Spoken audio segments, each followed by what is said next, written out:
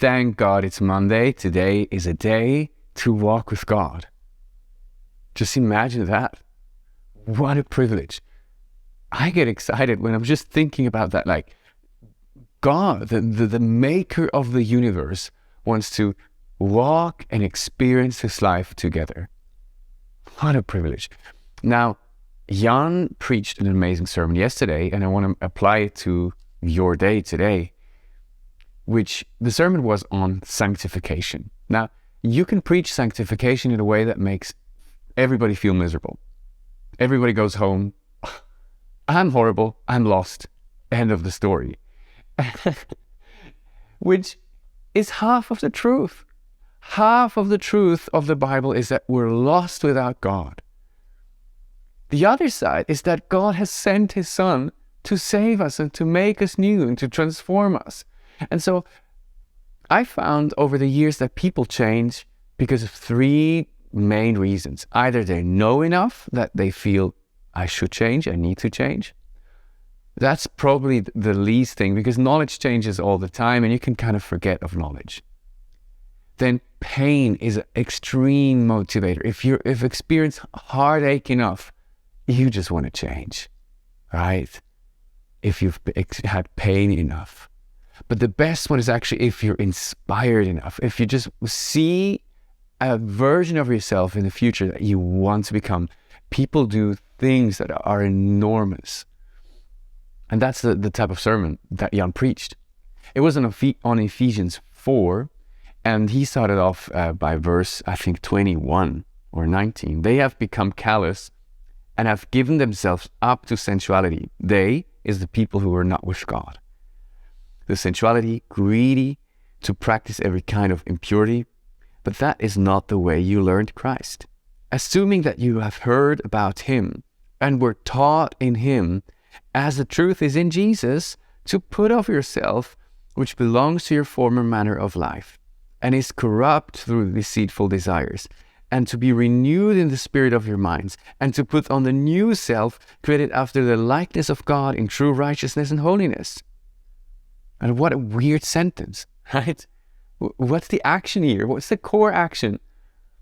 The center of it is that you were taught in him, as the truth is in Jesus.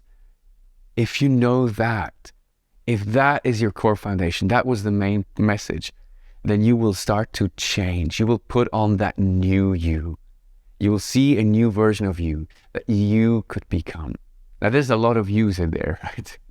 There's an old self, person that is apart from God, that is lost without God, that is greedy, sensual, just wants to use other people and things just for your own benefit.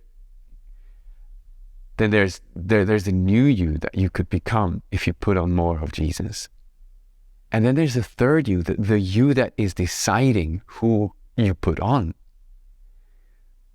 That's the renewed, not new, the renewed you. That's the you that God is changing every day of the week, every day, right? It's a person that God, if you give it to God, he's going to change it.